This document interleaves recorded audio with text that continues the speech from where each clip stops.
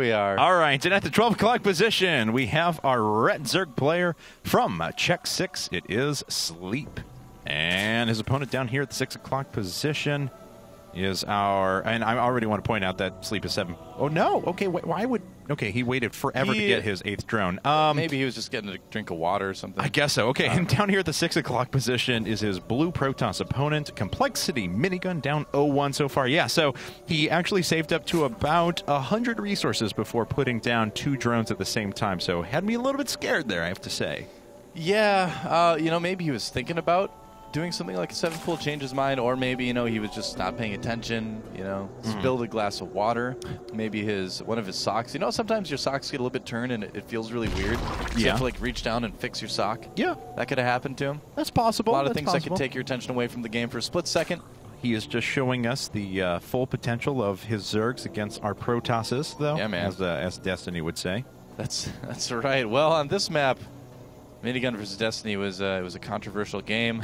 Minigun ended up winning, but we'll have to see if Sleep can avenge his Zerg brother. All right, well, Zerg brethren. Sleep certainly has the potential to do, you know, quick hatch build on this one. Minigun certainly showing that he's going to expand early, whether that's going to be Forge right away, whether it's going to be Nexus first. We'll certainly find out here in a bit, because he is saving up quite a bit of resources now, so it could very well be a 17 Nexus. Yeah, it could be. You know, on this map, the funny thing was people would put their pylon down to the choke like that and then put 2 gateways out. Yeah. And just kind of start to wall off with that. Gateway, cybernetic score, and then they would just chrono boost out Zealots to send at their opponent because the map is so small. So I was wondering if maybe we're going to see Minigun do something like that. I mean, Minigun's been around for a long time. I mean, he's been around since these maps were in the legit tournament rotation, you know? So he knows the strategies. And being very diligent about checking for drones, things along those lines as he moves down here. Taking a look around now, though, he does go Nexus first, puts up a Forge thereafter. Sleep, actually, does have gas up, so he'll have Zergling speed pretty early on. Once again, this is actually mirroring what he did last go-around. Yep, that's absolutely right. And he's kind of forgoing the Queen in order to get that hatchery up a little bit sooner.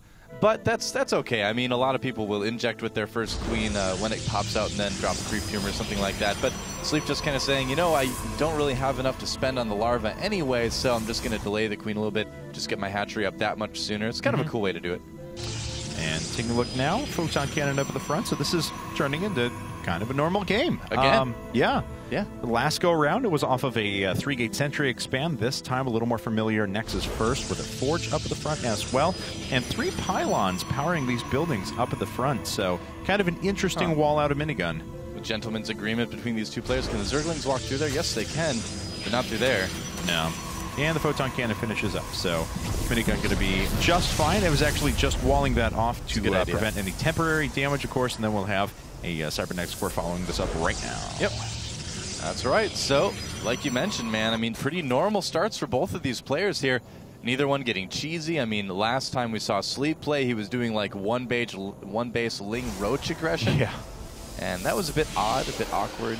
Worked out for him, but I think he's going to be like, all right, you know, I think I can kind of play these maps stand a little bit smaller, just a few more things to worry about, but I don't need to change my strategy that drastically, really. Minigun going to a 3rd gas very quickly, but of course, importantly, only going to that 3rd gas, so he's going to have a lot more gas earlier on than if he had decided to go for 4 gas a little bit later, but of course, he won't have the collection rate of that 4 gas altogether when all is said and done, so I'm curious what tech he's going for. Sleep is actually going for a 3rd hatchery as well, off to the left-hand side. Is something we used to see when Zerg players were getting a little bit greedier on this map. If Minigun went Stargate right now, that would just be absolutely perfect. He could really, really make it difficult for Sleep to hold that 3rd base. We'll have to see what he has planned, but I would say that would be definitely a very legit, valuable way to go here. Well, he does have the gas for it, just saving up the minerals for now. Of course, he has been pumping out a few sentries, but because he has so much gas income right now, that does not necessarily mean he's not going to have Stargate. Yep. Yeah, I think it's a great idea to go Stargate. Yep. Especially if he scouts that 3rd base. He might not scout it, and Stargate is going to be good anyway, just because you can abuse cliffs, you can abuse the base layout on this map with things like Void Rays, Phoenixes, and yeah, so I think that's a good tech path. In fact, he's actually going to Stargate. He just put down a 2nd one right now. Oh, but he put it down in a different location, too, so it makes it a little bit more difficult for Sleep to scout. We'll have to see if that Overlord comes in and tries to see it soon. Probably won't unless he decides to suicide it, which may not be a bad idea. Yeah, I mean, it's coming to the point where he probably wants to start doing something like that pretty soon. Although, actually, I take that back a little bit. He can actually see the gas being mined down here at the 4th, and this 4th geyser came down at about the right time, so he knows there's some sort of tech coming at him. He's investing in layer at the moment. He does have a couple more gas being added, along with an evolution chamber. So, you know, there's a distinct possibility that he'll be fine. Oh, look at this. Minigun was actually supply blocked for a good period of time there, so this Void Ray, a little bit delayed, may allow this evolution chamber to come up. Yeah, I mean, Sleep's doing really all he needs to do. Just put down an Evo chamber and just be like, all right, I'm just going to watch and see what I can see. And now he notices a Chrono Boost, sees a Stargate right away. Yeah, he's like, all right, I thought so. I was already prepared. Now, if Sleep decides to go for a Spire Tech again, I would absolutely love that. He does have 4 gases up. And because Minigun is going Void Rays, Mutalisks actually would be pretty good in this situation. Now, we've seen a game in Team Arena Challenge, as a matter of fact, as unfortunately this Overlord will die. A game on Ohana, as a matter of fact, where a Protoss player decided to go for heavy Stargate play. And it still worked, even though the Zerg player was, you know, because they didn't anticipate that it was going to be that heavy a Stargate play. And Minigun's starting to kind of move down that path as well. 3 Void Rays are about to come out. We have the Phoenixes being added on after this as well, so there's still a possibility that Minigun is just going to have a sheer amount of air units to still continue to do damage. Yeah, and it doesn't look like Sleep is going to go Spire this time after all. He's going to be going for Roach upgrades. It's not a bad map for that type of thing here, too. The one thing that Sleep will have in his favor is that he'll be able to control the map a little bit better. You know, with a lot of Roaches if he decides to go for that type of thing. But, you know, he is still going to need to deal with those 2 Stargates. And like you said, if he's only expecting 1 Stargate's worth of units, that can become overwhelming very, very quickly. Looks like this is more of a scouting Void Ray than anything else, of course. Just trying to test the field, see where the bases are, see how much anti-air defense is out. But now, of course, Sleep is well aware of how many Stargate units are out. He immediately starts putting down a couple more Spore Crawlers. He wants those down immediately. Yeah, I was wondering if you're going to see it. There's a Hydra Den 2 from Sleep. In the meantime, 5 more gateways from Minigun. He's going to have a large gateway army to follow this up. And is Sleep prepared for this? I don't know. We'll find out. One of the Spore Crawlers getting pretty low. A couple more of the Spore Crawlers just finishing up, though. So these Phoenixes are actually taking quite a bit of damage. One goes down. Not too much has died yet. Just one of those Overlords. Actually, the Overlord even just got a little bit injured for a while, and that was about it. Yeah, I mean, Sleep is actually handling this quite well, but we can already see that Minigun is going to follow this up, like I mentioned, with a big, big gateway push. He's going to have 6 gateways up. That's going to be a lot for Sleep to deal with. If he goes for just like Roach Hydra with good force fields, that could be a problem for him. And he decides, rather than being able to kill all the Roaches, to just pick up as many as he can. Uses a little bit more energy, but of course we'll guarantee that these 3 Roaches will eventually die. They will. Slow, painful deaths. Void Rays don't want to help. They're just going to go after the They're like, hey, rocks. Yeah, rocks. We've got these. Woo. Yeah. Killed some rocks. Boom. Oh, was that never mind. Rocks. That's the thought process of a Void Ray. That's very accurate. That's right. Programmed by Dustin Browder. They are very interested in rocks. All right, well, the pylon does get canceled there, and Minigun looks like he's intending to expand out of this. Of course, he does have a lot of resources sitting around, but his opponent is starting to move into that super high economy mode where he'll be able to put out a lot of units, though he doesn't have a lot of anti-air defense inside of the main. Yeah, I lost the Queen because of it.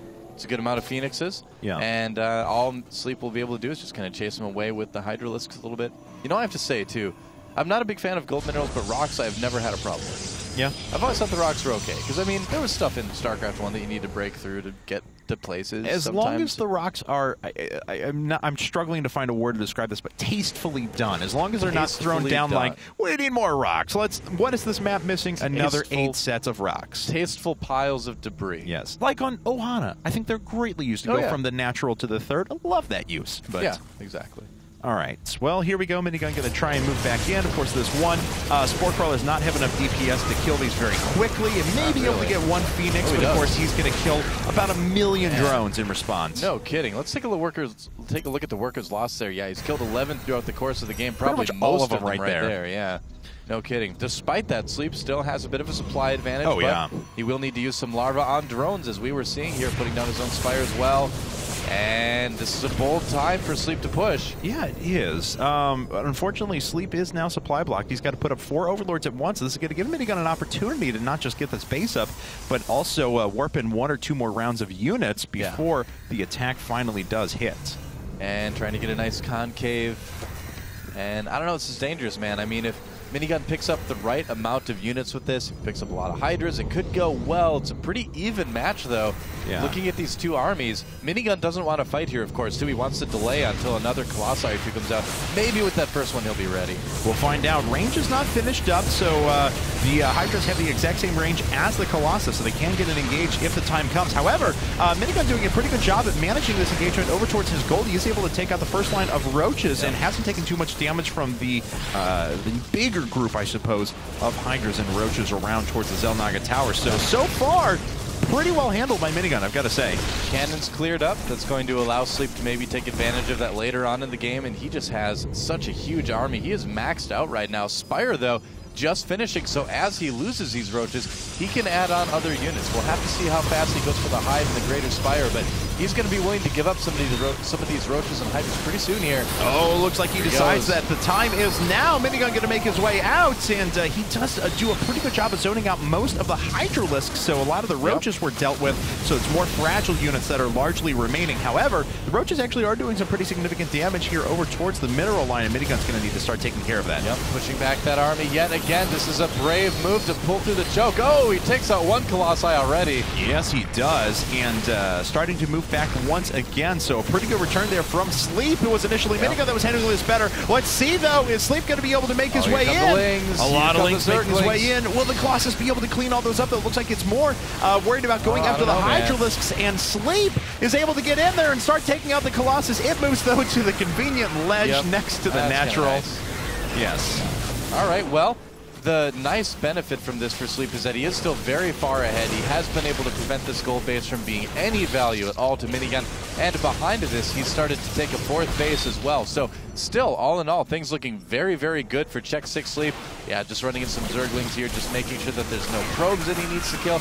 Just going to kill off a couple more units, free up some supply. Yeah, pretty much. And of course, those gateway units, certainly a good trade, as you mentioned. Does want to, what's his gas mining at? He's mining off of 3 bases. His 4th did just finish, but he got an established chain of gas there. He'll need that pretty quick, especially with the amount of Spire upgrades that he's getting. +1 weapons now, and he will want a good number of Corruptors eventually. Yeah, I kind of wonder if we're going to see him just kind of wait a little bit for the Greater Spire and make a push when he has +1 flyer attacks and +1 carapace, just because he's going to have that strong Roach Corruptor army with a couple of the Hydras still left over, but overall just a very strong army against what Minigun has. Oh, Minigun transferring over some probes. Those are the luckiest probes in the whole wide world. They're brave, man. Yeah, no kidding. Roaches are going to clean up a couple of units here, but this Nexus is still standing for the time being. Minigun zoning that out once again with a few force fields to make sure no more reinforcements can get through, but you certainly don't want sentries as the only unit engaging those Roaches. A few more units coming through now, though, for Sleep, and yeah, one of the Colossi has fallen. Looks like the second going to go down as well. Yep, and I think this is going to be the beginning of the end. Never mind, it is just the end. GG.